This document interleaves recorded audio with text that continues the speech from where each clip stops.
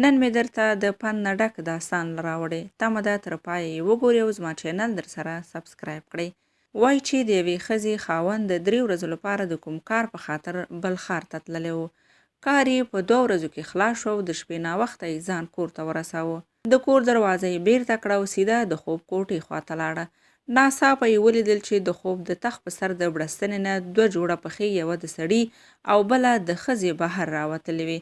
ډېر قهر او غوسه ورغله، نو پرته له دې چې ځان پوه کړي حویلۍ ته لاړه او هلته یې یو لوی لرګی پیدا کړ او په تخت یې دا 2 کسان په لرګي تر هغه وخته ښه ووهل چې نور یې د ستړیا د لاسه توان نه درلود چې لرګی جګ کړي.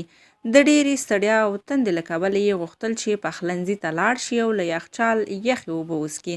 پخلنځي ته تر رسېدلو پورې باید د سالون څخه تېر شوی وای چې سالون کې ګوري تلویزیون یې لګېدلی دی او میرمن یې تلویزیون ته ناسته ده. سترګې له حیرانتیا راووتې. میرمن یې چې دا ولیده نو خواته یې راغله او ورته یې وویل: ګرانه، ستا پلار او مور راغلي دي، ډېر ستړي ستومانه ول، نو ما ورته خپل تخت د خوب دپاره پرېښوده. آیا تا ورته سلام او ښه راغلاست ووایه؟